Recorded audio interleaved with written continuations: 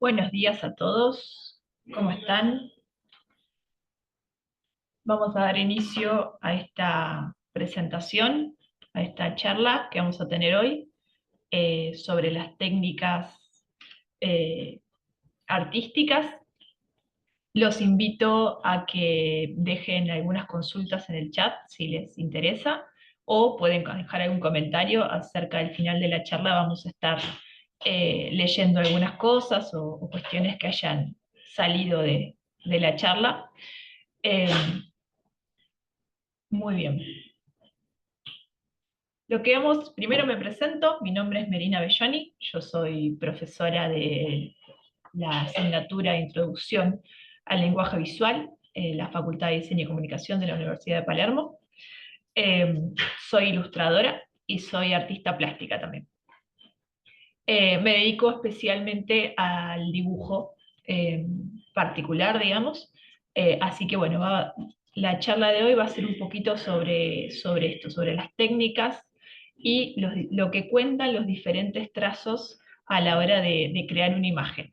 Quizás va a estar un poquito más orientado a lo que tiene que ver con la técnica analógica, pero aquellos que trabajan con digital, podemos decir que se puede adaptar muy bien, a pesar de que quizás la experiencia sensorial más específica que da cada técnica no pueda llegar a lograrse del todo, pero la verdad es que las técnicas digitales actualmente imitan muy bien todo lo que es lo analógico, así que todos aquellos que trabajan en digital quizás lo puedan entender, y a su vez, eh, si trabajan en digital y nunca han trabajado en analógico o no lo hacen, de vez en cuando está bueno conectarse con eso.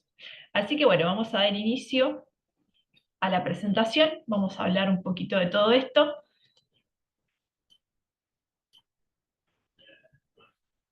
Bien,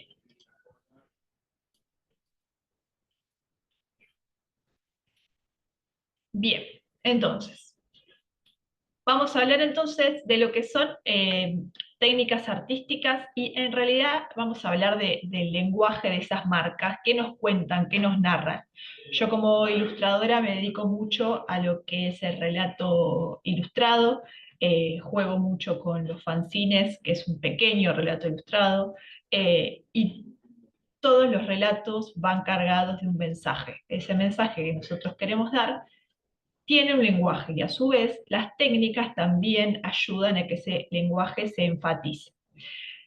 Si bien vamos a hablar de técnicas artísticas, no vamos a hablar de todas las técnicas artísticas porque hay muchísimas, pero sí como de grandes grupos que tienen en su interior, digamos, ciertos materiales que forman parte de ese grupo. Entonces, primero vamos a hablar un poquito de lo que es tener una idea, ir de esa idea a la imagen. También vamos a hablar en principio, de qué es una marca, qué es un trazo, qué pasa con ese soporte que quizás a veces puede ser un papel, que quizás a veces puede ser un cartón, un bastidor, un lienzo, un montón en realidad puede ser cualquier cosa. Ahora en este momento puede ser hasta una ventana que nosotros querramos intervenir. ¿Y qué pasa con todas esas marcas que dejamos? Porque nosotros no dejamos una sola marca o un tipo de marca o trazo. Siempre esos trazos pueden estar divididos, pueden ser manchas, pueden ser líneas, pueden ser texturas, pueden ser cosas que hayamos borrado, manchas de algo que estemos tomando y se haya caído. Todas esas manchas, hay dos posibilidades. Por un lado vamos a tener la posibilidad de que sea intencional, que puede pasar, ¿sí? O puede ser que de repente el error me haga ver que hay algo ahí que funciona. Pero para todo eso vamos a tener que primero tener una idea, ¿sí? Que ahora vamos a ver en un ratito unas cuestiones sobre quizás no tener ninguna idea y comenzar desde cero y en el camino ir encontrándose con eso. Pero es una difícil tarea la de tomar las decisiones, ¿no? Entonces decimos, bueno, tenemos una idea, cualquiera, lo que quieran. Imagínense, vamos a tomar lo que tenemos que armar una imagen. Si tenemos que hacer una imagen, no sé, nos pidieron un encargo, bueno, tenemos que hacer una imagen. Tengo esa idea, ¿sí? ¿Cómo la desarrollo? ¿Cómo logro que esa idea se transmita de la mejor manera?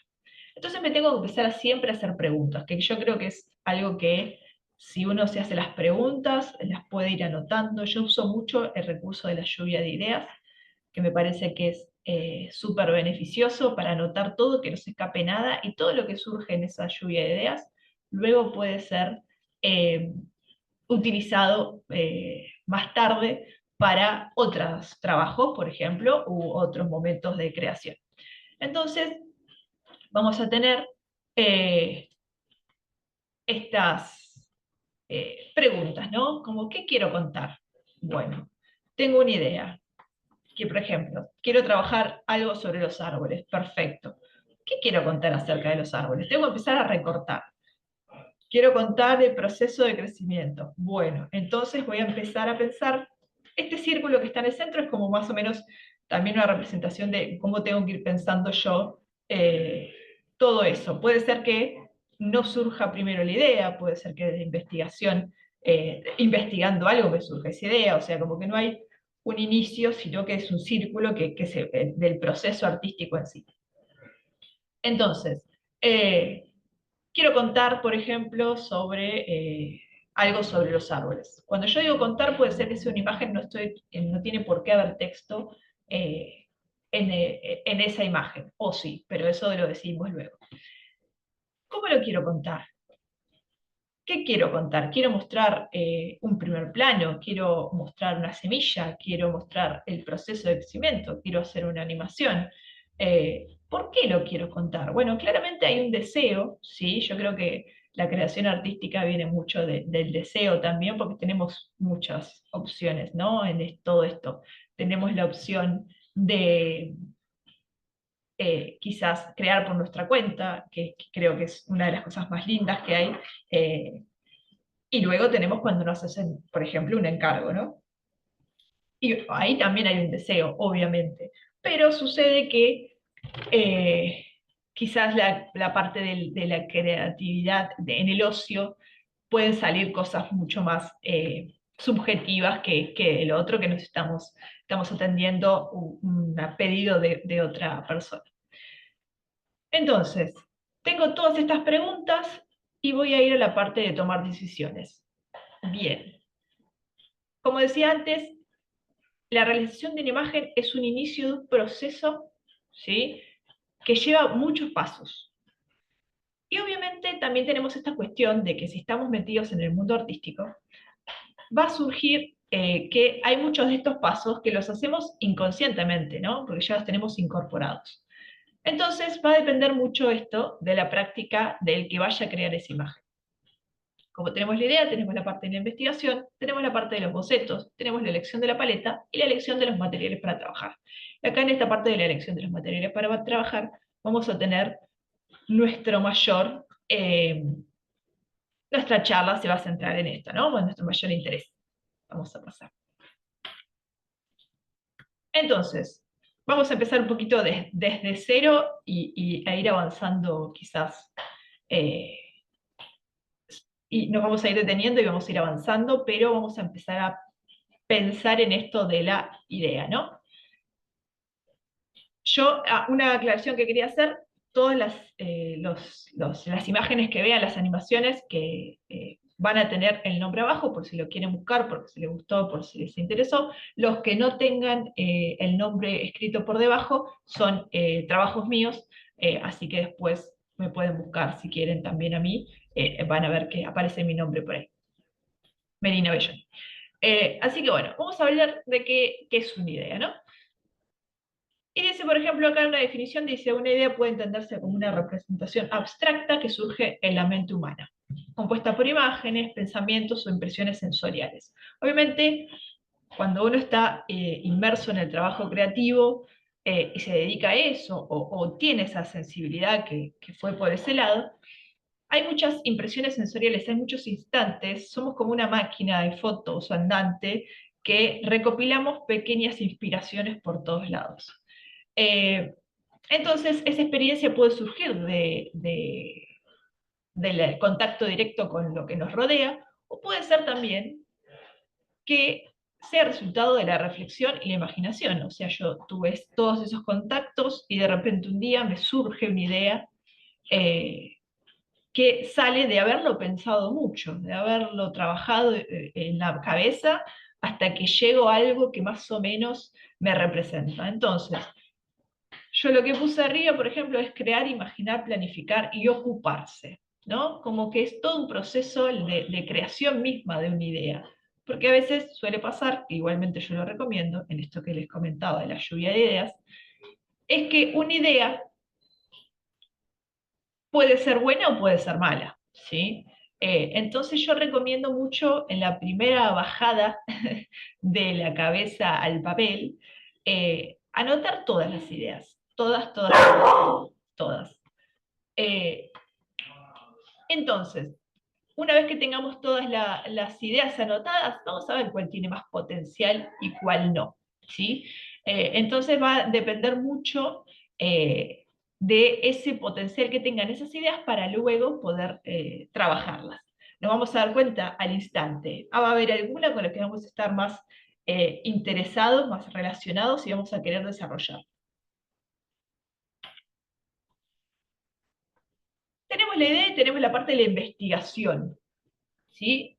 ¿Qué es la investigación? Porque quizás vamos a hacer un poquito de, yo voy a hacer un poquito de catarsis quizás en esta situación, que tiene que ver con sacarle, desmitificar que el arte es una cuestión de inspiración pura y que todo sale por arte de magia. No, yo sé que por trabajo, por estudio y por un montón de cuestiones no es así. Sí, hay momentos de expresión que pueden asimilarse más a eso, pero la verdad es que la creación artística lleva un proceso de trabajo muy fuerte y mientras más explotemos ese proceso, mientras más trabajemos en ese proceso, se va a notar muchísimo en el resultado.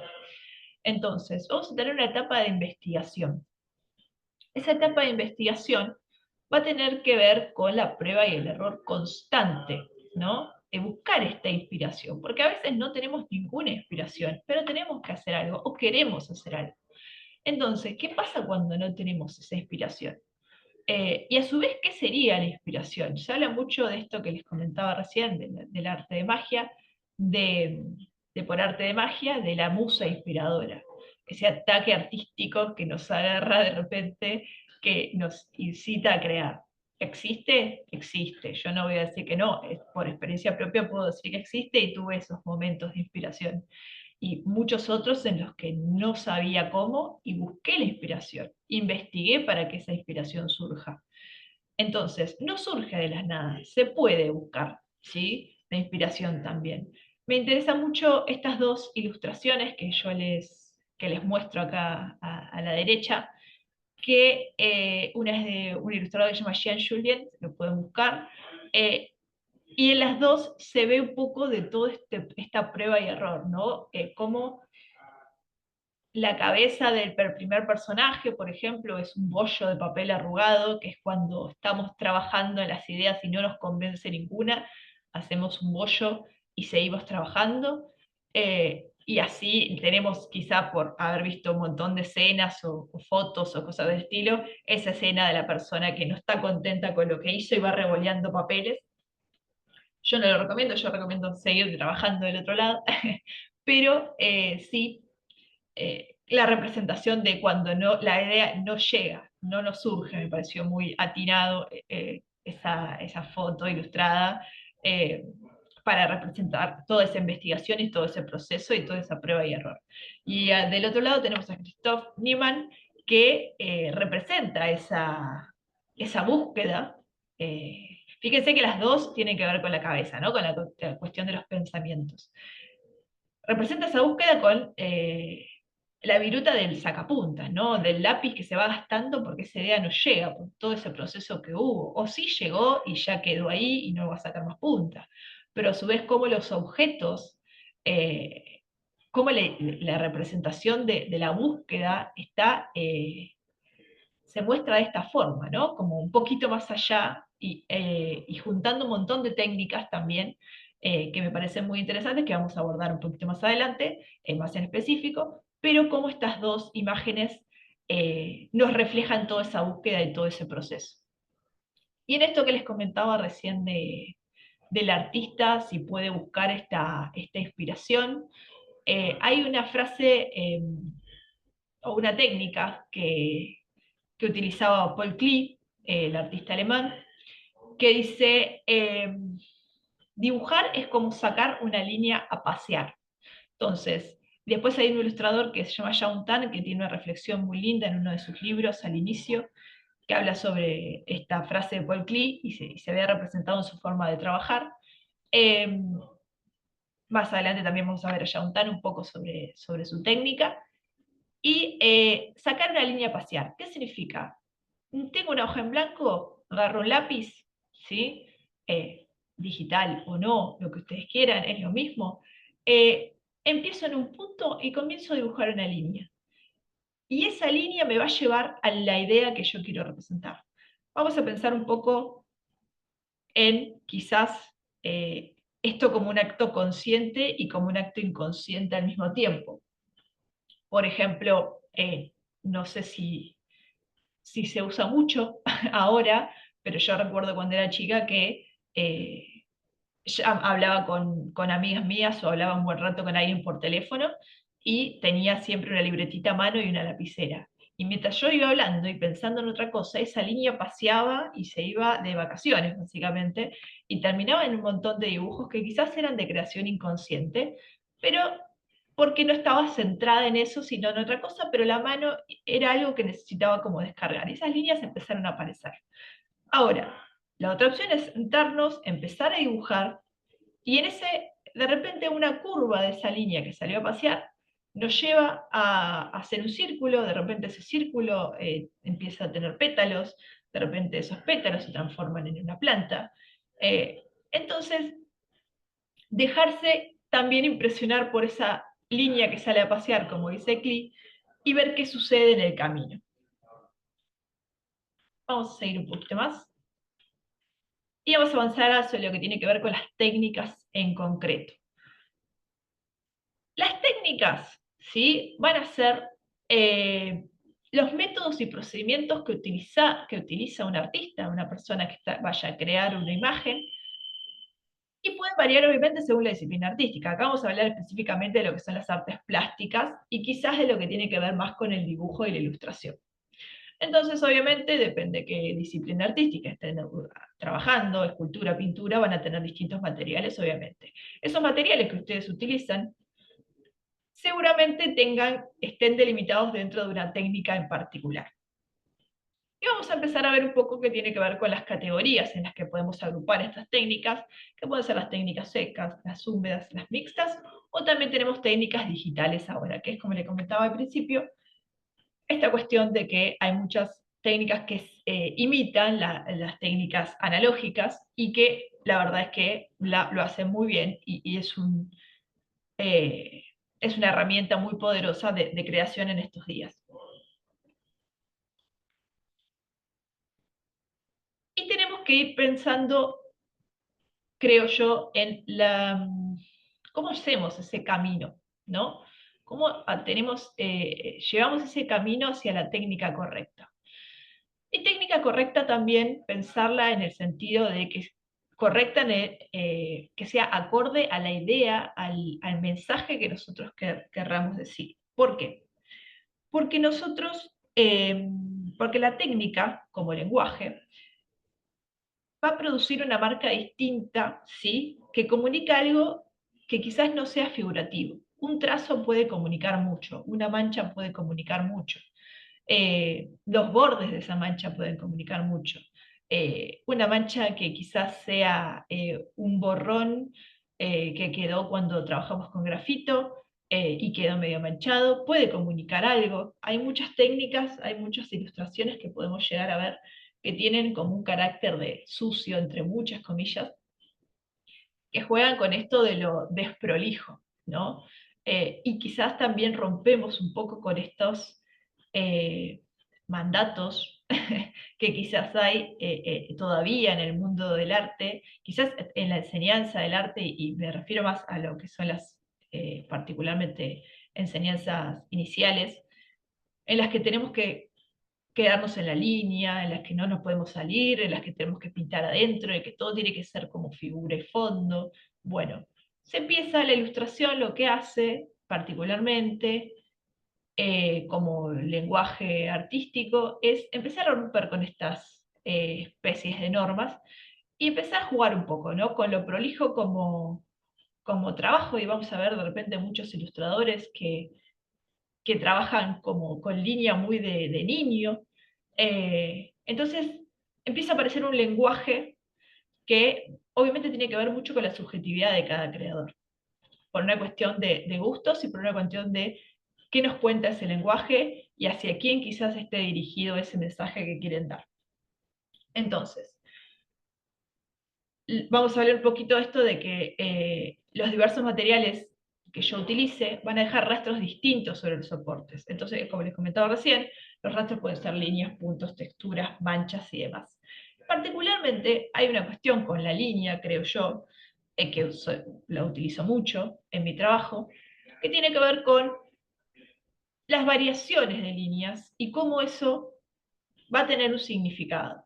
Y vamos ya pensando un poco en lo que tiene que ver con eh, queremos representar, se me ocurre, una planta, ¿no? Una flor, queremos representar una flor. Vamos a poner una alegría. La alegría, si yo la quiero representar, y voy a representarla quizás con líneas rectas o quebradas, lo que suele pasar si la voy a representar con líneas quebradas es que va a quedar una flor que quizás no sea tan orgánica como la que yo estoy viendo, ¿sí? No sea tan suave o blanda como se ve, como también sabemos que es esa planta. Entonces, mi representación puede ir por dos caminos si yo empiezo a pensar en la línea quebrada. Puede ir por el camino de que sea quizás una representación de algo que se está marchitando o algo que era frágil, pero que de repente surgió, se hizo fuerte por algo que pasó. Entonces, todos esos pequeños mensajes que yo utilice con eh, las formas del arte, digamos, todo lo que empecemos a utilizar, los elementos de composición que empecemos a utilizar, van a contar algo. ¿Sí? ¿Qué pasa si yo digo ahora no? Voy a usar líneas curvas para representar esa flor. Y bueno, quizás ahí empieza a adquirir un tono quizás más similar a lo que vemos en la realidad y estemos tratando de representar algo que estamos viendo y que nos sugiere que es una forma más orgánica, que es un poco más frágil que si lo hiciera con quebradas, porque yo con lo que estoy haciendo con las líneas quebradas es transformando esa realidad que estoy viendo, y quizás mi intención era practicar un poco, ver qué pasa con las líneas curvas. Los grosores cuentan cosas, una línea gruesa, un tachón, que son un montón de líneas, de repente se empiezan a formar tramas. Todas las líneas van a contar algo distinto, ¿sí? Entonces nosotros lo que tenemos que hacer es empezar a ver qué pasa. ¿Funciona con líneas quebradas, la idea que yo quiero representar? ¿Funciona con líneas curvas y demás? Los grosores, los distintos tramas y texturas que yo puedo ir generando con eso. La línea va a contar muchísimo en lo que nosotros queremos, el mensaje que nosotros queremos dar. Entonces podemos decir tranquilamente que una mancha, una marca, un trazo sobre el papel puede demostrar, ¿sí? Puede mostrar, o nosotros podemos leer una emoción en ello. Y acá va a empezar, bueno, dije la palabra emoción, y va a tener mucho que ver con lo que vamos a ver en toda esta charla. Volvemos un poco a esto que les comentaba recién, lo que es el trazo. El trazo es el momento en que nosotros apoyamos el material sobre nuestro soporte. Vamos a poner lápiz, papel, pincel, papel, si quieren, como para que tengan la representación más visual. Que puede ser, obviamente, el instrumento del que quieran, como yo puse acá, escritura o dibujo, ¿sí? Y esas marchas, estas marcas o esos trazos pueden ser de diversas formas. Ahí arriba les puse algunos ejemplos de cómo nosotros, esta cosa que se le llama garabato, cuando empiezan a aparecer estas líneas que se empiezan a entremezclar, o empezamos a hacer un puntito, de repente hicimos muchos puntitos alrededor y quedó como una trama que se va expandiendo. Todos esos van a ser trazos. Pueden tener una intención, como pueden no, ¿sí? Esto depende de lo que les comentaba recién, que tiene que ver con la intencionalidad con la que yo lo vaya a abordar esa idea o ese trabajo. O quizás puede ser de esta necesidad también que surge desde siempre del ser humano de representar las cosas que ve en su cotidianidad. Pensemos tranquilamente en la infancia y esta necesidad de plasmar esos primeros trazos y cómo vamos creciendo y quizás si no nos dedicamos a eso, eso se va perdiendo, pero por más de que yo le diga a personas que hace 1000 años que no dibujan, que agarran un lápiz y me dibujen quizás una casita y me van a dibujar una casita seguramente porque hay cosas que yo creo que no se pierden, ¿no?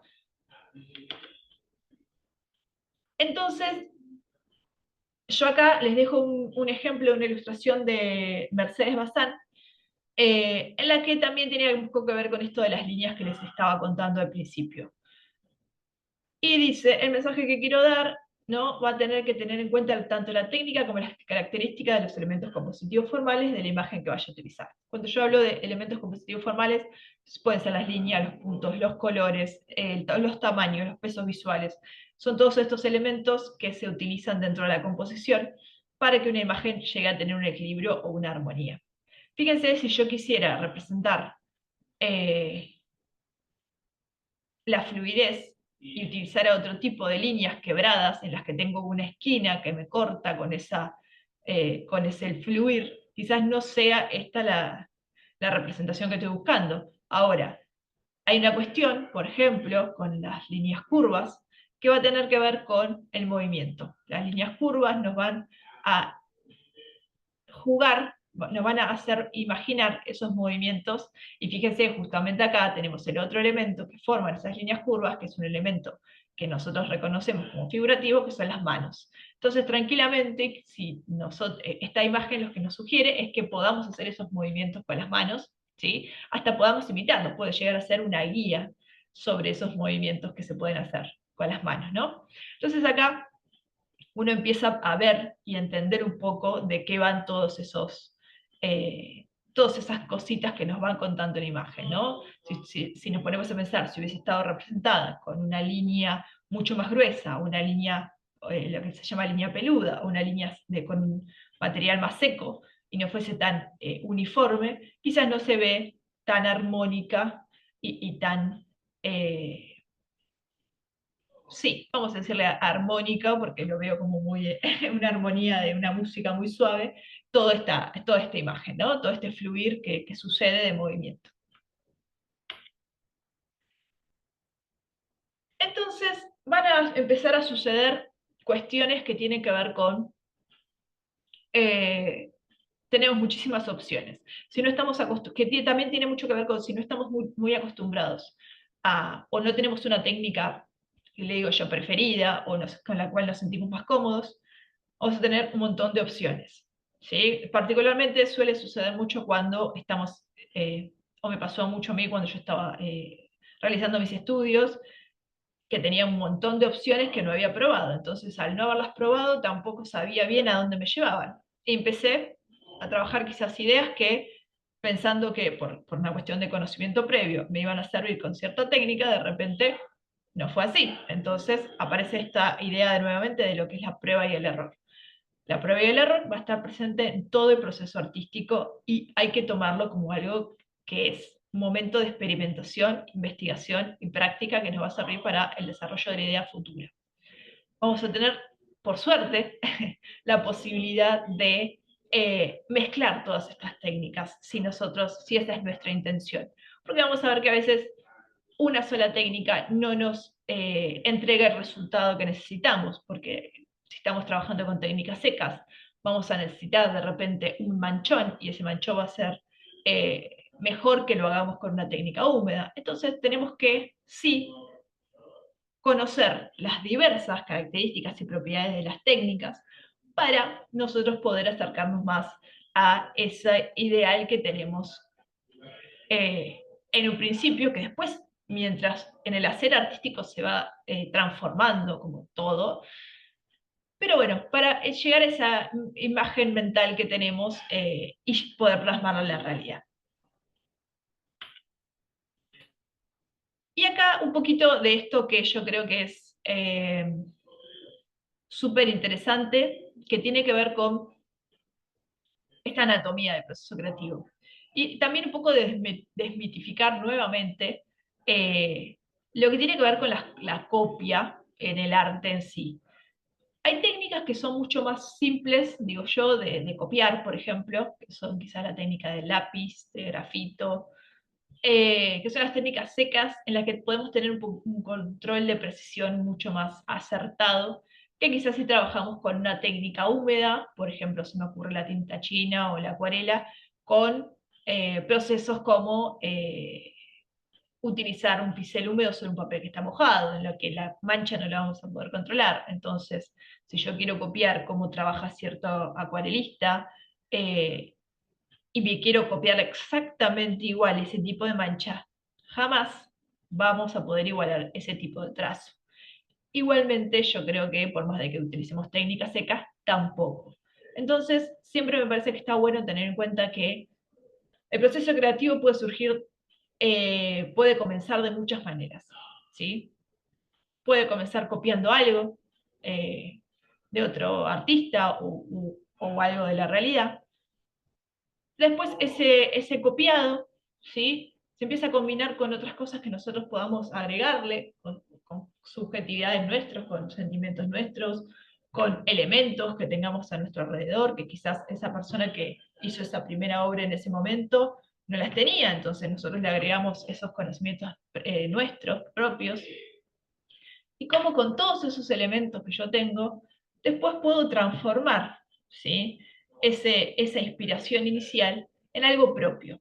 Para mí esto es súper importante porque muchos ilustradores, muchos artistas se han basado en otras obras para comenzar un camino creativo, para comenzar un proceso creativo. Entonces, hay una cuestión de como tenerle miedo a esto de no poder dibujar sin estar copiando algo, cuando en realidad lo que hacemos todo el tiempo es copiar cosas cuando estamos dibujando. Quizás si llegamos al momento de no tener que copiarlo al momento de sentarnos a dibujar, significa que lo hemos copiado tantas veces que ya lo hemos incorporado, ¿sí? Entonces, la incorporación de esos la incorporación en lo que es las artes, particularmente en lo que es la representación quizás más mimética de la realidad, tiene que ver con una práctica previa, una búsqueda previa, una práctica de copiado, una práctica de observación que fue creciendo hasta llegar a la parte de la transformación, en la que esa guitarra que yo estoy viendo y estoy copiando, de repente se transformó en una guitarra que le salen mariposas de adentro. Entonces, esa última imagen es mi creación, es mi transformación de eso primero que estuve copiando. ¿Sí? Bueno, es esto que les comento acá en el texto. Lo importante entonces es tener en cuenta qué características de la técnica voy a utilizar, ¿sí? Y el mensaje que nosotros queremos dar al receptor de esa obra. Si es que hay un receptor, quizás es un mensaje que nos queremos dar a nosotros mismos, o algo que surgió y no tenemos por qué mostrar, eso también es otra cosa que está muy bueno tener en cuenta, que no todo lo tenemos que mostrar. Pero sí me parece que está buenísimo tener la libretita o el momento de prueba y error para poder luego ver esos avances, que es lo más interesante cuando uno hace como vuelve en todo su proceso creativo y empieza a revisar todas esas cuestiones que fueron surgiendo en todo, ¿no? El hacer. Vamos a ver, por ejemplo, ahora qué sucede con, un poquito más adelante, sí, qué sucede con las técnicas húmedas, por ejemplo, ¿sí?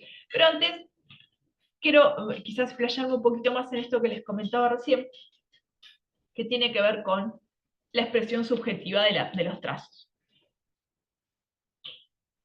Y vamos a tener, ¿no?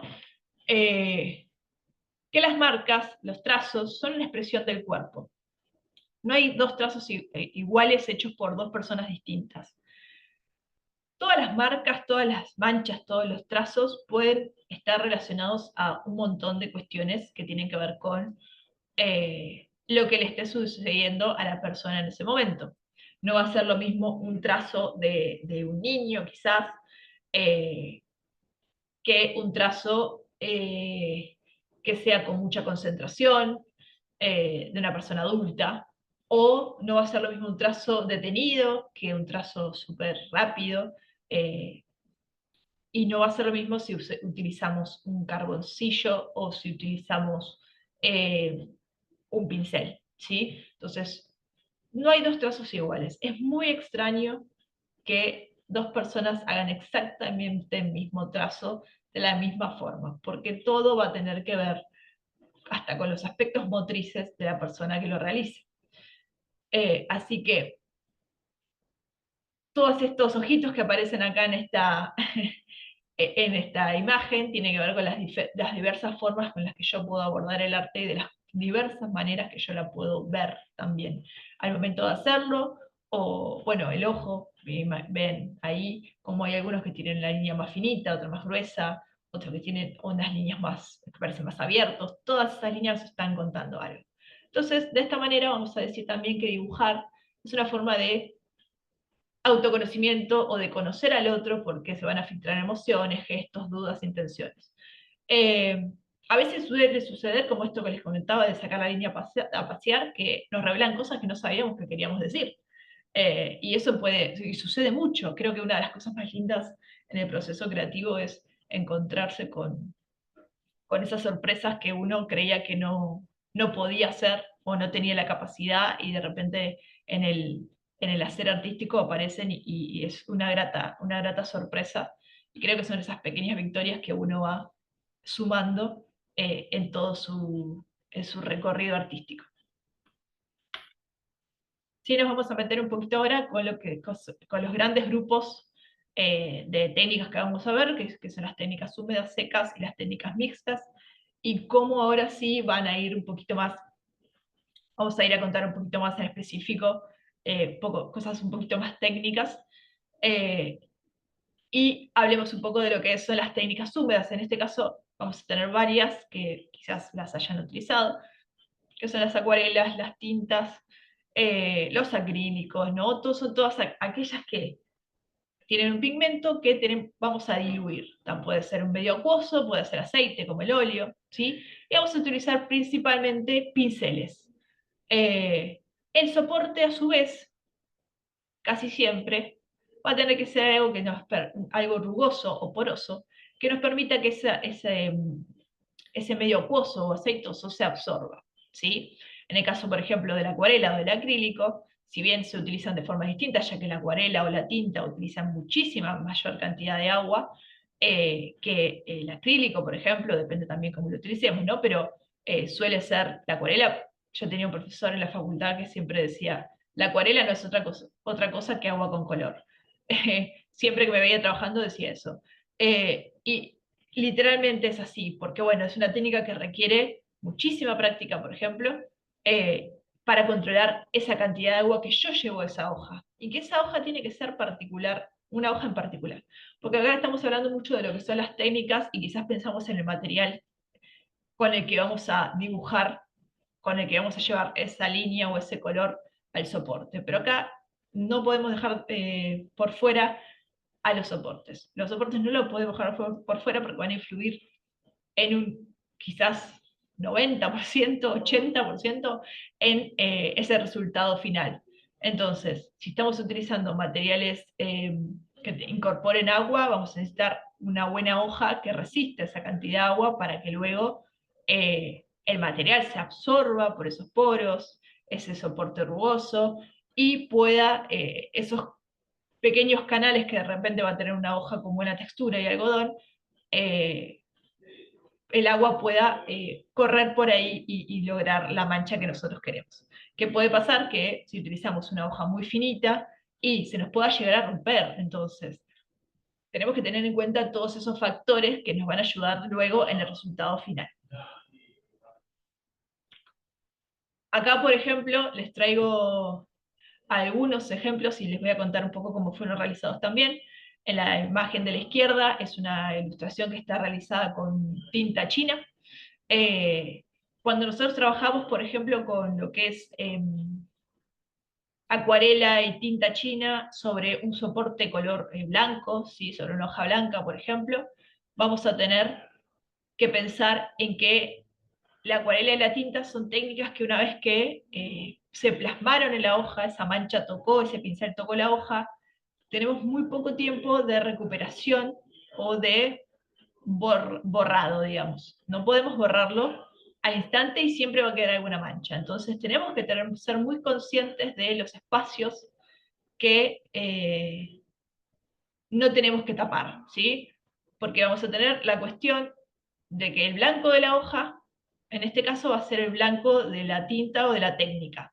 No vamos a poder agregar blanco después, en realidad sí lo podemos usar, obviamente hay tinta china, por ejemplo, blanca, pero no va a ser lo mismo, ¿sí?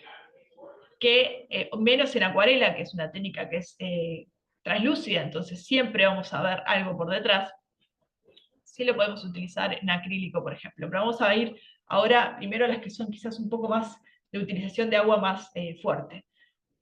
Y vamos a tener el blanco como la luz en todo eso que vayamos agregando, que va a ir siendo para generar contraste con esta luz que yo quiero mostrar.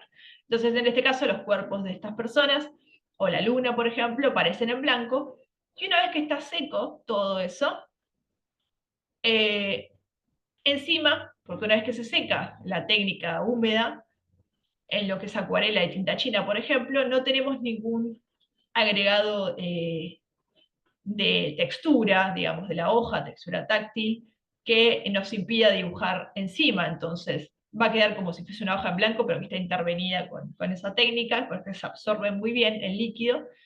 Y encima está trabajado con lápices, por ejemplo, para enfatizar un poco más esos contrastes y volúmenes que estaba yo buscando en ese momento de realización. Después vamos a tener en la imagen de la derecha, es un fragmento de un libro que me gusta muchísimo de poesía, que se llama Ver Llover, de Germán Machado, y las ilustraciones son de Fernando de la Iglesia,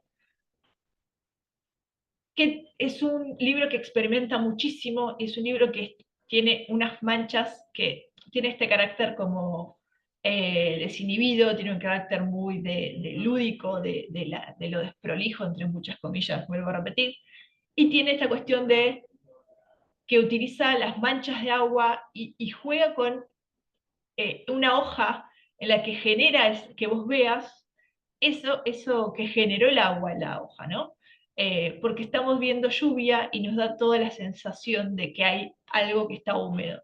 Entonces, vamos a poder ver de repente, por ejemplo, la parte de la izquierda, donde están esas manchas, esas líneas que parecen ser nubes, que hay un ondulamiento de la hoja. Entonces te da la sensación como que todavía no se secó, que tiene mucho que ver con lo que es la búsqueda del lenguaje para representar estas poesías que aparecen en el libro.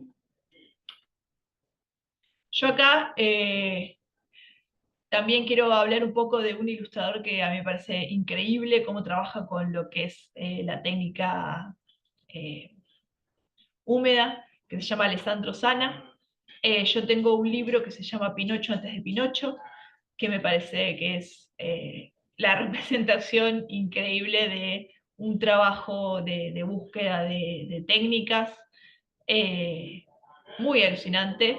Les voy a dejar un videito ahora que lo vamos a ver entre todos para ver cómo es ese proceso, porque a veces vemos imágenes como las de la izquierda y nos parece que decimos, nos empezamos a preguntar cómo hizo eso, y vamos a empezar a ver, cuando vez que nos acercamos a cada cuadrito, que hay manchas que están más abiertas, acá se está metiendo en un tema que tiene que ver con lo que es una técnica particular de la tinta o de la acuarela que se llama húmedo sobre húmedo, en la que vamos a tener una mancha que de repente hace como tarda mucho en secarse, se empieza a ramificar. Entonces esas manchas no van a ser precisas, van a ser más abiertas. Y a su vez igualmente entre toda esa cosa medio sin borde, delimitado, yo puedo reconocer todas esas figuras y las figuras van a tener un poco más de dinámica también.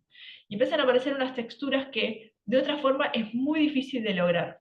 Y quizás con un poco de agua previa y un manchón encima podemos contar algo que es tan difícil de representar en el arte como es el agua, como es el aire. ¿Sí? Les comparto entonces un pequeño videito sobre el proceso artístico de Alessandro cuando hace estas ilustraciones de este libro que es muy bello, se los recomiendo mucho. Tiene varios más. En este caso está utilizando una acuarela líquida, una tinta china, por ejemplo, y fíjense cómo los procesos de secado, las superposiciones, van trabajando y con un solo color, por ejemplo, ¿no? Entonces, también tenemos que tener en cuenta eso de las luces y las sombras en esta técnica, y cómo van a funcionar y las diversas cuestiones que yo puedo trabajar con los pinceles que esté utilizando, cómo puedo ir a eh, algo más etéreo, algo más delimitado con el pincel más finito. Entonces todos los materiales que yo vaya a utilizar tienen que estar pensados conscientemente antes, o por lo menos haber hecho esta prueba y error para yo poder llegar a esa sensación que quiero mostrar y que quiero lograr para mi trabajo. ¿Sí? Vamos a ver entonces de nuevo las ilustraciones de la izquierda del video, esa sensación de caída, ¿no? Esa sensación de caída que tiene esa figura que Pinocho antes de Pinocho es un libro que cuenta la historia como de la madera con la cual después se hizo Pinocho, entonces ese pequeño ramita de árbol que cae al vacío. Si yo pusiera quizás otros elementos o lo hubiese hecho con otra técnica que no fuese así tan etérea o que representara como las diferentes variaciones del mismo color, no hubiese podido representar de esa manera tan fluida la caída, ¿no? de la figura que yo quiero mostrar. Luego vamos a ver un poco sobre este libro que este ilustrador, además también que se llama Guridi, Raúl Nieto Guridi, que para mí es una genialidad el trabajo que hace, porque es una persona multitécnica, y para mí eso es una cuestión de haber explorado muchísimo todos los lenguajes de las técnicas y que después pudo incorporarlos a su trabajo. Eh, yo acá lo que hago es hablar un poco de nuevo de todo esto de que las técnicas húmedas quizás van a requerir mucho uso del agua y siempre van a estar más relacionados, podemos ver muchísimas interpretaciones de quizás cosas eh, orgánicas, naturaleza, en lo que es acuarela, se usa mucho para ese tipo de dibujos. Y también tiene mucho que ver con los movimientos, la técnica, las técnicas húmedas. Van a aparecer trazos que quizás no, no van a quedar tan bien representadas, digamos, con otras técnicas que sean un poco más duras. Yo creo que uno, a medida que va trabajando con las técnicas y las va utilizando, se va dando cuenta un poco de esto, ¿no? De aquellas que me permiten sensaciones más orgánicas, aquellas que voy a necesitar cuando necesite representar algo más tosco, algo más relacionado con algo duro, entonces es todo un camino para recorrer. Y hay un libro de Guridi que se llama Bailar, escrito por Leonor Leal, eh, que trabaja muchísimo el movimiento con líneas que se van transformando en ese mismo cuerpo que está representando, que van siendo con técnica húmeda pero sin tanta agua, por ejemplo con tinta china con un pincel más seco, y de repente vamos a ver, no sé, en la imagen de la derecha, todos esos movimientos fluidos de la línea de arriba que parecen ser garabatos, que es lo más abstracto, pero que a su vez nos acompaña esa sensación de movimiento de ese cuerpo que entendemos que está realizando un baile por un montón de cosas contextuales, como por ejemplo el vestido, la disposición del cuerpo, quizás no aparece, pero se ve totalmente que está apoyado y nos podemos imaginar un salón de baile.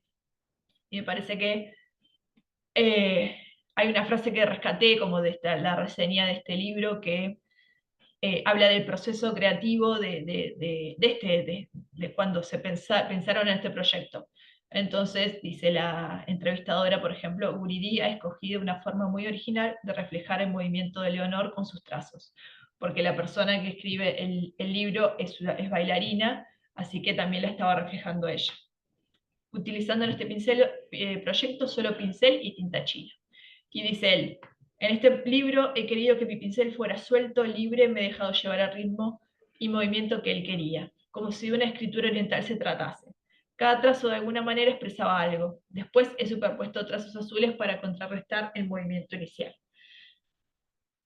Y es toda una decisión dejarse llevar por esa línea que sale a pasear, digamos. En este caso, con una técnica que le permitió lograr estos trazos más sueltos, ¿sí? Y empiezan a aparecer cuestiones como, por ejemplo, más formales que tienen que ver con las líneas y las formas abiertas, que hacen que todo no esté tan pensado, ¿sí? Para un adentro, sino que dé la idea de expansión.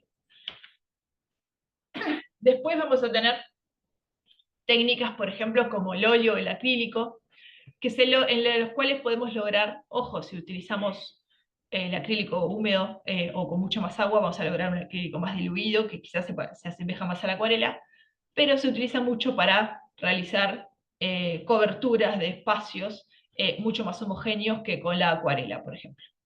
Entonces vamos a lograr una intensidad y una definición de esos colores mucho más intenso que con las otras técnicas que requieren más agua. Esto obviamente puede influir, ¿sí?, en la apariencia y en el dinamismo de lo que quiero representar. Y vayamos a pensar quizás toda una escena sin esos blancos de fondo, sin esos vacíos, como la de recién del libro Bailar, pero con una técnica que delimite todo un poco más. Quizás no se hubiese logrado el mismo resultado, ¿sí? En este caso, esta es una ilustración que hice sobre un fragmento de un libro en un taller que realicé, y quería mostrar bien esta división entre las dos cosas, ¿no? Entonces hice como, delimité bien, está hecho todo con acrílico, delimité muy bien un espacio del otro, fui mezclando los colores para que se vayan relacionando entre un lugar y el otro, y le di un contorno a la imagen, ¿sí?, un formato bien delimitado, que hace que todo esté concentrado ahí y que no se nos vaya la visión hacia otro lado. Entonces el mensaje que yo quiero dar, lo que yo quiero contar, el lenguaje que yo estoy mostrando, está todo dentro de ese, en este caso, de una forma medio oval. Pasamos un poquito a lo que son las técnicas secas. Es un grupo en general en el que vamos a tener un pigmento, pero en este caso no lo vamos a diluir con agua, sino que va a estar adosado o pegado a una base sólida, ¿sí?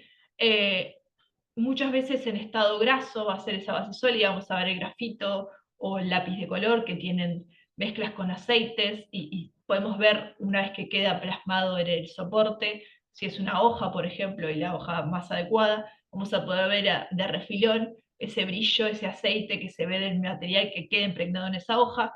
Y esta técnica, a diferencia de las técnicas, este grupo de técnicas, a diferencia de las técnicas húmedas, quizás sí necesiten una fijación posterior, ¿sí?, particularmente en el caso de las tizas, que es un material que no es graso, y al ser seco no se queda tan adherido, entonces va a necesitar luego que podamos adherir eso, y se usan muchos fijadores luego en spray que hacen que eso se quede adosado a la hoja. Siempre igual es conveniente proteger los trabajos que uno tiene con técnicas secas, porque el mismo toqueteo que podamos darles con las manos hace que todo, o sea, el mismo toqueteo el roce que pueda tener con otro material o con otro soporte, otra hoja, puede hacer que ese dibujo se vaya desgastando con el tiempo. Entonces siempre es recomendable utilizar fijadores o un protector para tener la obra lo más sana posible con el paso del tiempo.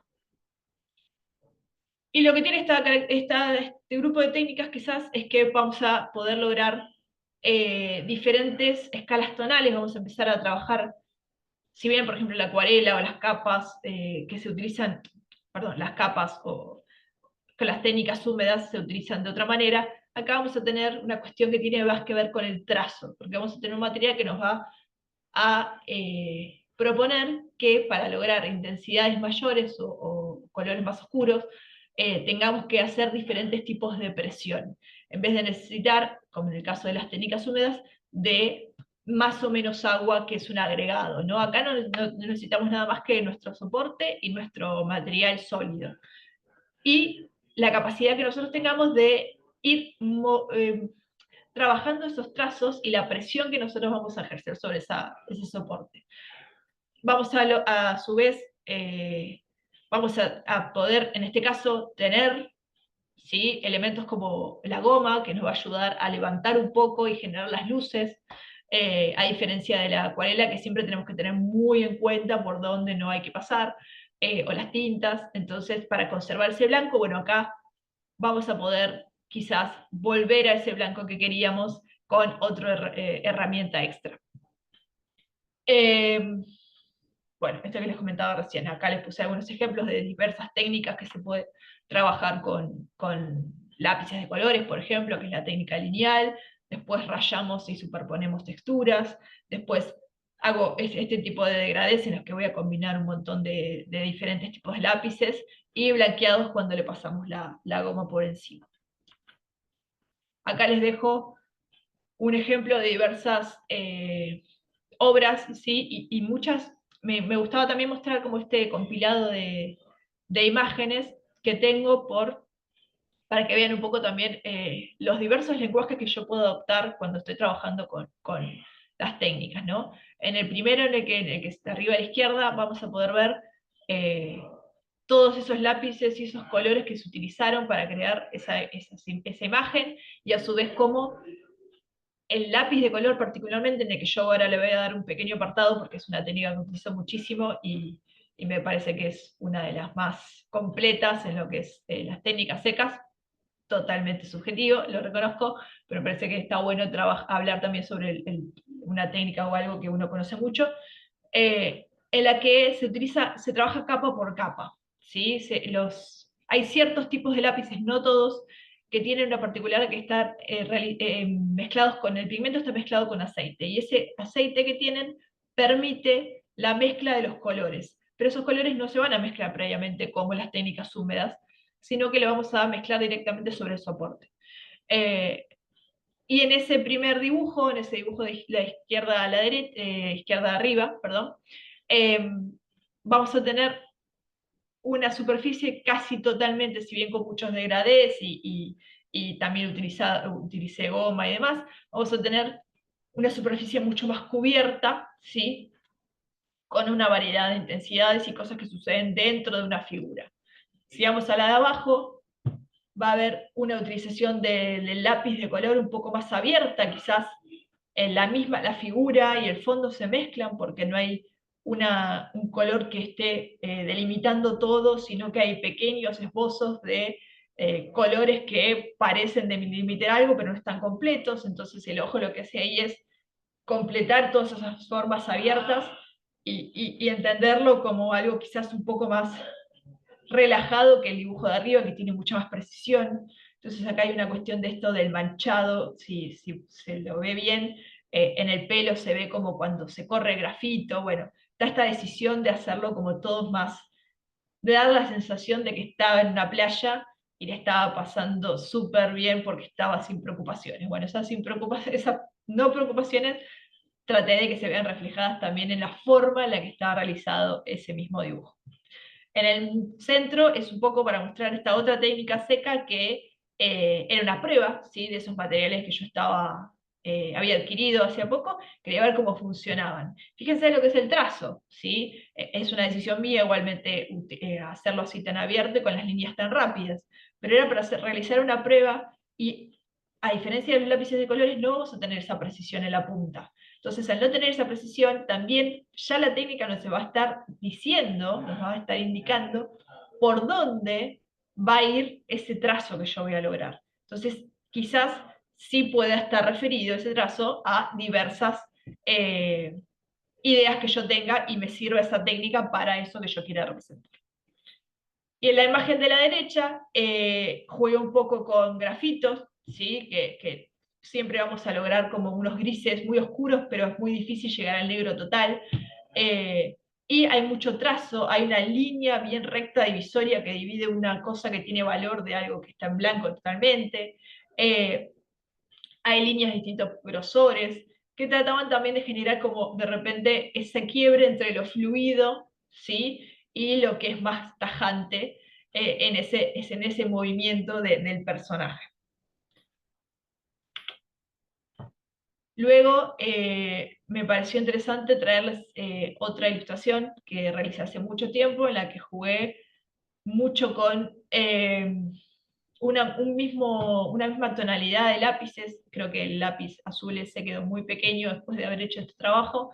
eh, que quería yo lograr, ¿no? Como todas las variaciones quizás de luminosidad que podía lograr con un mismo material, trabajando muy paso a paso, mucha paciencia para realizar este dibujo, porque la técnica, por ejemplo, del lápiz de color requiere mucha paciencia, y a su vez generando un foco de atención en una de las figuras que no está tan delimitada, no está tan definida como el resto, pero que hace que todo el resto, que es muy homogéneo, tenga sentido. Si yo estoy ahí poniendo un foco de atención, y fíjense esta cuestión de las mezclas que les comentaba recién, trabajando sobre una base casi azul, después con naranjas y amarillos encima se logran esos verdosos. Entonces esa es como la parte central del dibujo de C, es como las mezclas, la representación de estas mezclas que se pueden lograr con los lápices de colores, ¿sí? Después a la derecha vamos a tener eh, una ilustración de una ilustradora que me parece muy, muy buena técnicamente, que se llama Rebeca Otremer. Este es un fragmento de un libro que se llama El diario secreto de Pulgarcito, en el que hay una exploración de técnicas alucinante a través de todo el libro. No es un libro muy grande en cantidad de hojas, y todas las hojas están ilustradas con distintas técnicas, y es una locura porque uno va pasando todo ese proceso creativo, y además ella nos regala como en las tapas de guarda todo el proceso de boceto, de investigación de esos personajes. Creo que es completísimo ese libro, es muy hermoso para tenerlo atesorado como esto, como una muestra de la destreza artística que uno puede lograr con tanto trabajo. Y tiene este tipo de ilustraciones que son muy descriptivas, en las que empiezan a aparecer estas flechas a modo de lluvia de ideas, y juega mucho con esto de definir ciertas cosas con mucho detalle y dejar otras muy abiertas, para que no sea tan cargado el dibujo. Y eso es una decisión muy importante cuando queremos contar algo, porque no nos interesa mucho más que quizás en este caso, porque después vamos a ver a todos estos personajes muy definidos más adelante. Entonces en esta decisión que tiene que ver con una construcción secuencial del relato que ella tenía que ilustrar, hay una decisión de no definir todo y sí definir ciertas cosas importantes para que nosotros podamos empezar a reconocer eh, todo eso que ella nos quiere contar y mostrar, ¿sí? Y acá un poquito sobre las técnicas secas que tienen que ver con esto que hablaba hace un rato, que son las primeras técnicas que utilizamos en la infancia, ya que no requieren agua, y quizás eso sea, creo, una de las cuestiones más importantes de los enchastres que podíamos llegar a hacer, y que empezábamos de chicos a dibujar con lo que tuviésemos cerca, ¿no? Y acá, bueno, incluyo las paredes porque en mi caso fue así, mis padres lo saben. Eh, y quiero hablar un poquito particularmente sobre los lápices de colores. Si bien ya les estuve contando bastante recién, acá vamos a hablar un poquito más. Eh, en el caso de la ilustración de la derecha, hay un trabajo de capas con lápices muy grande, porque utilicé unos lápices que me permitieron hacer todo ese recorrido y todo ese proceso, para lograr más oscuridades, para lograr más intensidades, para lograr los contrastes, para lograr los degradés. es un material que te permite muchos resultados, pero a su vez es un material que requiere una utilización y una presión definida para lograr ciertas cosas. A diferencia quizás de otras técnicas, acá mientras más punta podamos sacar mejor. Yo siempre recomiendo mucho eso en mis talleres, de sacarle punta a los lápices, utilizar la forma más cómoda que tengamos a disposición, que podamos lograr, con lo que tiene que ver con el material. La goma, por ejemplo, es súper importante en este tipo de técnicas. ¿Qué tipo de goma? ¿Borra bien, borra mal, me mancha? Bueno, todas esas cosas son cuestiones que tienen que ver con esto de la prueba y el error. Siempre tenemos que estar atentos a todo aquello que podamos controlar una vez que la técnica la tenemos más adquirida, que trabajamos mucho. Todo eso va a ser súper importante para luego lograr el resultado que estamos buscando, ¿sí? Lograr ese mensaje que yo quiero representar. Eh, bueno, y en el caso de la ilustración que se ve acá, hay una búsqueda de, de contrastes notorios en un ambiente que era muy homogéneo, quizás por detrás, entonces utilicé, fíjense, una gama de neutros totales por detrás del personaje principal y a su vez tratar de que todos esos neutros se diferencien entre sí. Bueno, es todo un trabajo de investigación que tiene que ver también con valores, con luces, sombras y degradé, que bueno, fue una búsqueda bastante intensa. Y es muy chiquito, o sea, y era un espacio muy chiquito porque al ser una técnica que requiere tanta definición, quizás se utilicen eh, espacios más chiquitos por el tiempo que requieren, ¿no? Y acá, bueno, me voy a detener un poquito, más o menos estoy controlando el tiempo, estamos bien. En este libro que les había comentado a alguien antes, de este ilustrador que se llama Shaun Tan, hay un libro que se llama Emigrantes, o The Arrival, de este ilustrador, que creo que es como la exposición más grande de capacidad de utilización de técnica seca en mucho tiempo. Es una novela gráfica ilustrada, es silenciosa, no tiene texto, está todo narrado por imágenes, y vamos a tener de repente páginas enteras en las que vamos a tener secuencias muy al estilo historieta, con muchísima... Cada pequeño cuadro es una ilustración que podemos hacer gigante de por sí, en la que se ven muchísimos recursos de utilización de técnica seca, como por ejemplo en el de la izquierda vamos a tener unas trabajo de luces y sombras, ni hablar, hay un trabajo de luces y sombras alucinante, y de climas, porque nosotros lo que hacemos con las técnicas también es generar estos climas que les contaba recién, ¿no? Esta cosa de se ve el personaje que está despreocupado en la playa. Bueno, quiero que la técnica sea despreocupada para que acompañe eso que estoy queriendo representar.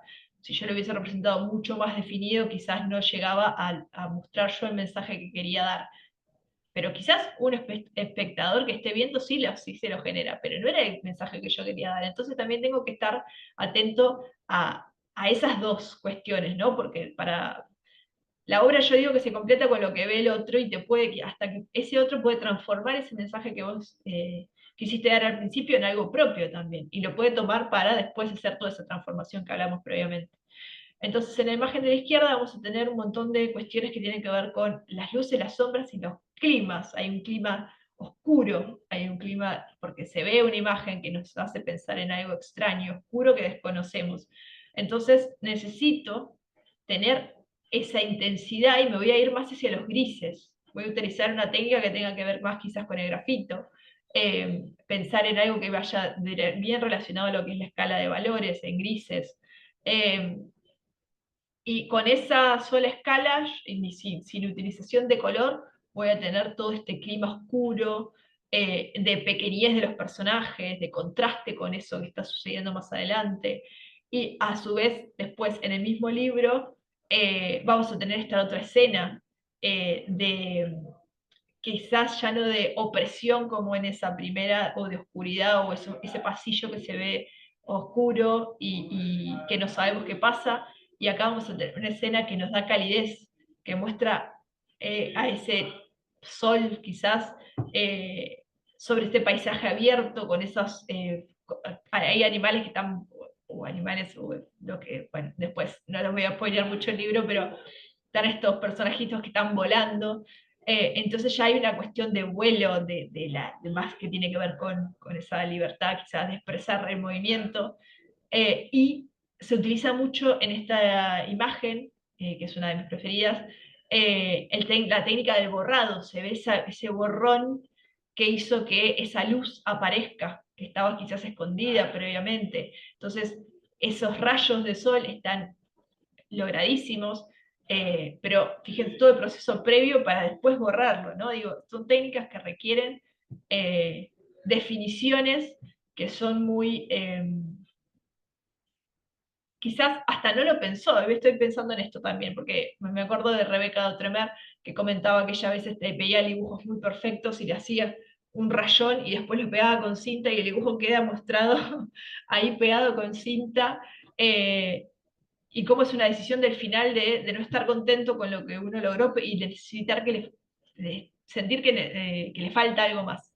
Bueno, y en este caso también, ¿no? Decir, bueno, quizás había probado muchas formas de lograr esta luminosidad de ese sol y la logró luego borrando algo que ya había hecho previamente. Entonces es error y prueba todo el tiempo. Vamos a ir un poquito a lo que son las técnicas mixtas también. Eh, y acá va a aparecer un poco de las mezclas, ¿no? De la combinación de las mezclas de las técnicas anteriores, y me están quedando muchísimas afuera, pero bueno, me detuve en ellas, eh, porque quizás son las que más utilizo y también las que más utilizo y las que quizás reconocemos todos si estamos trabajando en arte o hemos utilizado a lo largo de la vida por una cuestión de acceso. Eh, y tenemos, por ejemplo,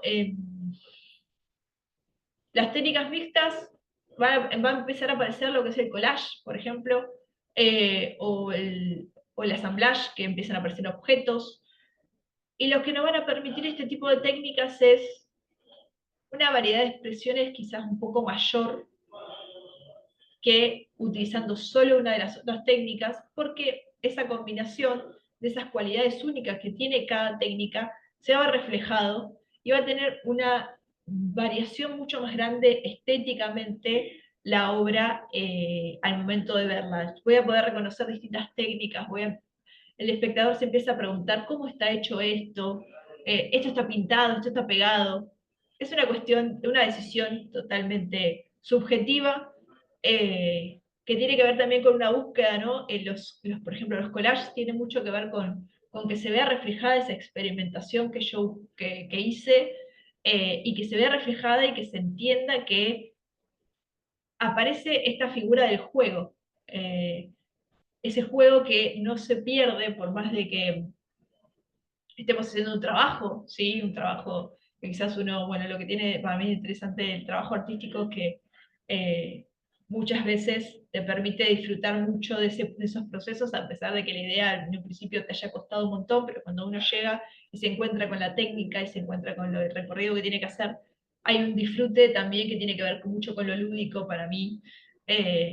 Y particularmente collage creo que tiene que ver mucho con lo lúdico y es una técnica que utilizo bastante y que la verdad es que me genera, hay una desconexión de la forma que quizás podemos lograr o sentir que realizamos con la línea, que es algo, es una prueba, yo digo, es una prueba de fuego. Muchas veces hay mucho temor a hacer esa primera línea sobre ese papel en blanco, pero de repente si utilizamos una tijera y nos permite hacer algo no tan definido con un papel y ponemos la forma que ya esté cerrada con ese contorno y con ese color, ya perdemos ese miedo inicial, entonces es una buena técnica como para arrancar a trabajar y realizar algo más despreocupado, diría yo, que no esté tan pendiente de las formas que sean tan miméticas, porque podemos lograr representación de objetos, por ejemplo, eh, muy acertadas con un pedacito de papel que ya venga ilimitado con forma y todo, hasta podemos imaginar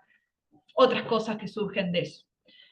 Eh, Bien, acá, bueno, hay una experimentación en la primera imagen de la izquierda, con acrílico, con collage, con microfibra, con sellos con hojas verdaderas, líneas sin contorno, fondos. En el medio podemos ver que hay un montón me gustan esas fotos en las que están como las técnicas ahí representando cómo se hizo ese dibujo.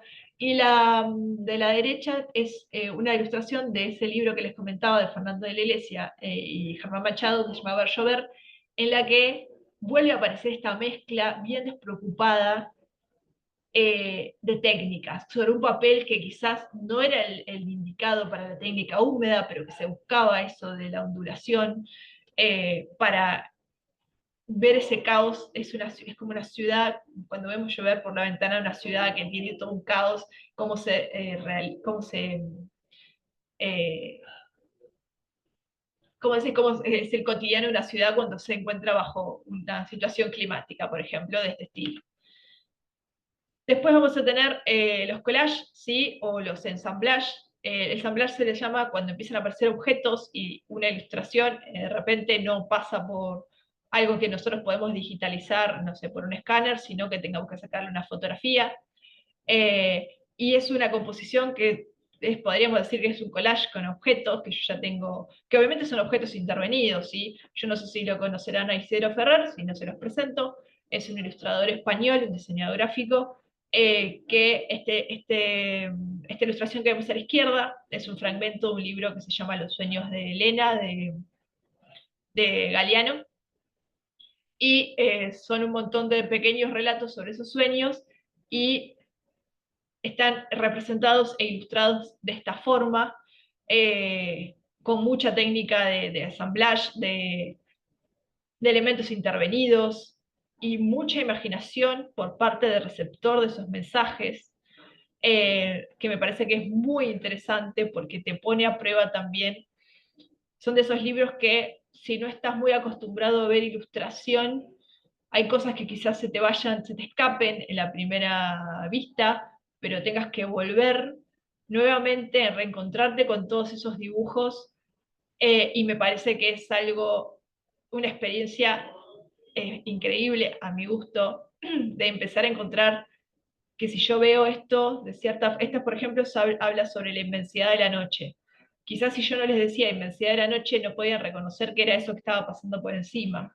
Y ahora pueden ver una luna, ¿sí? O sea, el mensaje siempre se completa en lo que son los libros, lo que es el libro álbum, entre texto e imagen, ¿no? Y las dos cosas nos van a ayudar a llegar a ese mensaje que se quiere dar. Pero fíjese la variedad de técnicas. ¿Qué pasa cuando yo pongo una figura que tiene mucho volumen encima de otra figura y se generan esas sombras y se generan esas cuestiones de que hay algo ahí táctil que yo puedo reconocer entre las superficies?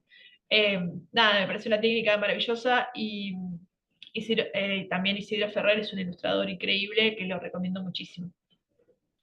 Después vamos a tener, y ya nos acercamos al final, eh, esta ilustración. Bueno, esta es una ilustración mía, en la que yo jugué muchísimo con distintos papeles, acrílicos, lápices, y esta cuestión de salirse de la línea con las formas que yo pongo previamente, y que a su vez funcione, ¿no? Que yo pueda reconocer igualmente dentro de esa línea, o esa noche que de repente no es toda la noche, no está todo en el fondo y está por encima, pero yo lo puedo seguir completando, cómo el ojo se va acostumbrando a ver tipos de imágenes y a entender por qué se eligió eso, ¿no? Y de a poquito, para ir cerrando, eh, y voy a dejar un cachito para ver ahí si hay alguna consulta, les quería comentar sobre todas estas cuestiones, ¿no? Para recopilar un poco todo lo que estuvimos hablando, que fue una charla bastante larga y sobre muchas cosas.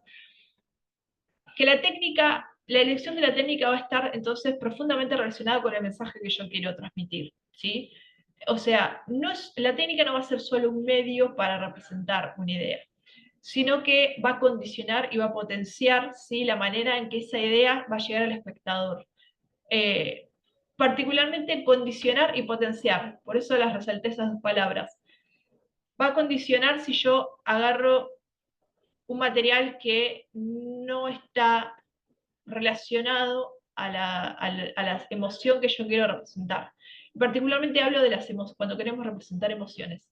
Las emociones son algo muy abstracto y todos podemos sentirlas de manera distinta, pero hay elementos formales, como el color, por ejemplo, como el tipo de trazo, como el tipo de línea que utilicemos, que van a acompañar eso. Entonces tenemos que tener en cuenta ciertos elementos formales previamente para luego elegir esa técnica que acompañe toda esa construcción con esos elementos, esa composición. Esa elección de la técnica que vayamos a utilizar, va a aparecer la cuestión de si condiciona o potencia ese mensaje que quiero que llegue al espectador. Que obviamente acá hay también una cuestión que tiene que ver con la intención que yo tenga, ¿no? Si yo quiero que el mensaje llegue así, tal cual, voy a tratar de hacerlo lo más cerrado posible. Y si yo quiero que sea algo más abierto, que el espectador lo complete o le dé su significado, bueno, quizás puedo jugar con la ambigüedad de estas técnicas que potencien o condicionen y que la otra persona lo complete. Por eso digo que siempre es un trabajo de dos la creación. Después, bueno, los materiales y las técnicas hablan por sí mismos. Cada técnica, como venía diciendo, va a aportar una carga simbólica y sensorial distinta. A veces el mensaje de la obra se potencia cuando no hay coherencia entre qué y cómo, ¿sí? A veces, esto que les comentaba recién, de repente eh, vamos a tener una técnica que, acá hay un ejemplo que les puse, que es, por ejemplo, si quiero transmitir algo frágil, frágil o efímero y utilizo el pastel, quizás sea algo mucho más tosco que si utilizara una técnica más como la acuarela, como en este caso de la ilustración de la derecha, o un grafito suave, ¿sí? O depende de cómo uso el pastel también, si lo uso más borroneado o le doy con las líneas bien duras. Eh, Después, esto que también que les comentaba recién, la técnica va a influir directamente en el lenguaje visual. No es lo mismo con un dibujo con línea limpia, controlada, que una mancha libre y expresiva. Todas esas líneas tienen una intención, una experiencia distinta. Y la técnica también marca los límites y las posibilidades de proceso, ¿no? A veces una técnica impone tiempos, errores, repeticiones o resistencias que dialogan con el mensaje. A veces esos errores que les comentaba recién, terminé el trabajo y se me cayó una mancha de algo, va a dialogar con ese mensaje, me va a funcionar, o a veces no, entonces esa técnica de repente se ve truncada y tengo que volver a empezar. Bueno, ¿me sirve todo esto? ¿Puedo utilizar algo de lo que usé, de lo que ya hice? Bueno, es todas esas transformaciones, ese sacar esa línea a pasear, va a estar constantemente en el hacer de lo que tiene que ver con la técnica más analógica, porque en el digital tenemos la posibilidad eh, de borrar muy fácil, de ir por atrás muy fácil, pero en lo analógico no. Entonces jugamos más, estamos más en tensión con esa cuestión de la,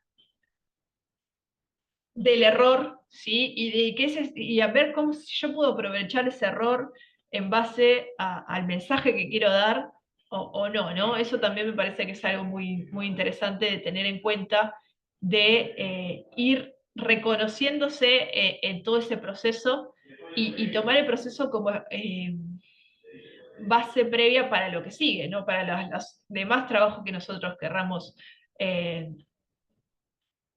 trabajar en un futuro, y me parece que es una cuestión que hay que atesorarla como eso, como una situación de práctica. Obviamente a veces es frustrante, nadie dice que no, nunca vale la frustración en toda esta cuestión, pero aparece y es real, y bueno, y creo que hay que jugar un poco en ambos bandos. A veces la frustración sirve para proponer mejorar luego. Y en síntesis, y para cerrar, y ahora voy a ir a ver si hay alguna consulta, eh, en síntesis la técnica no va a ser nunca neutra, ¿sí? Siempre vamos a tratar de elegirla con intención, porque puede enriquecer profundamente el sentido de la obra que yo quiero hacer, y el mensaje se va a expresar de forma más poderosa y sensible, ¿sí? Entonces va a tener que estar siempre ligado a esta cuestión de qué mensaje quiero dar yo y cómo yo me encuentro en ese momento con el mensaje que quiero dar. Eh, repercute en la técnica, en el trabajo que hice, mi estado emocional de ese momento, encontré los materiales correctos.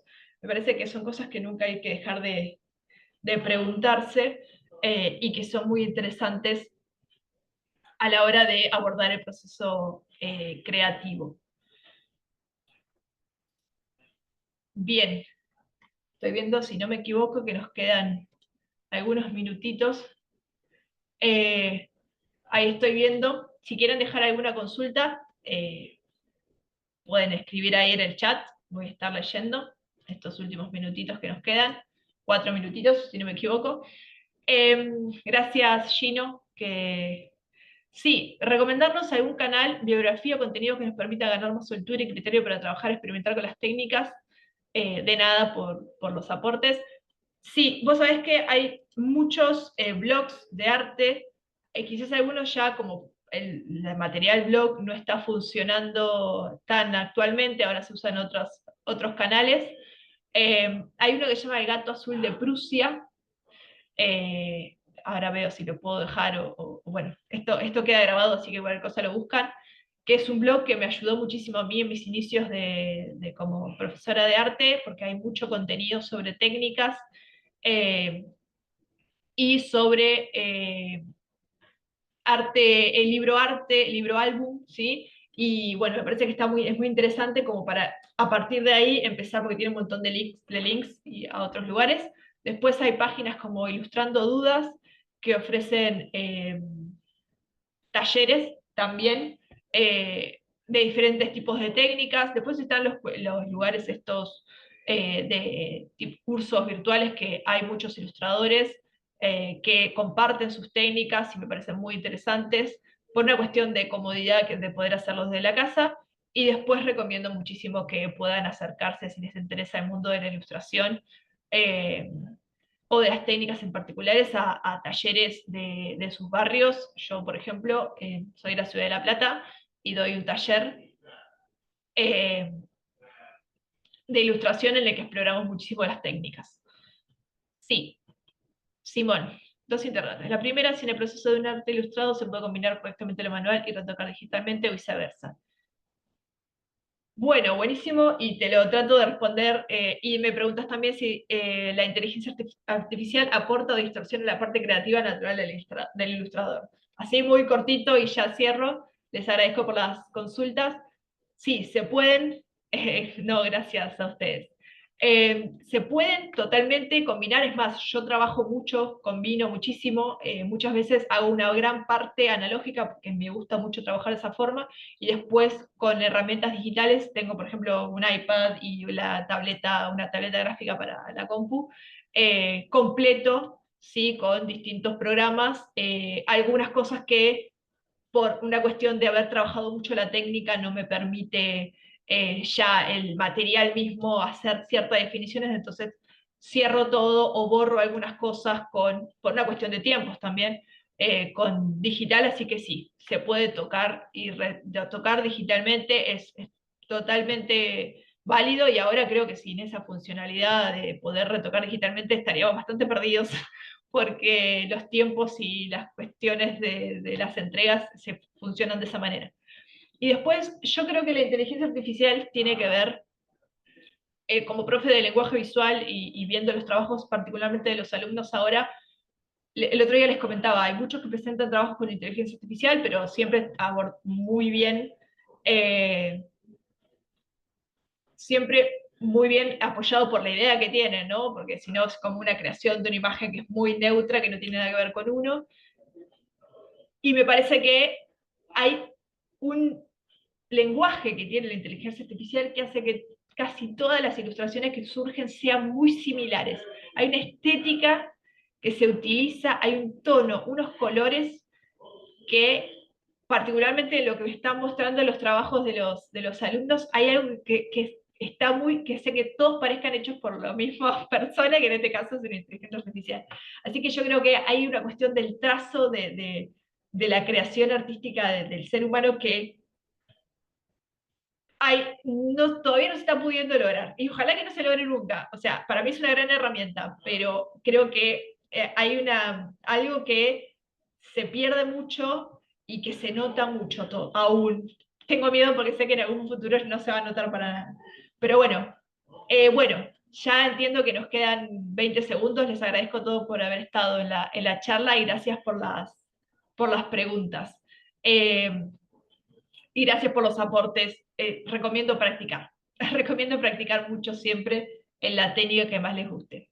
Muchas gracias.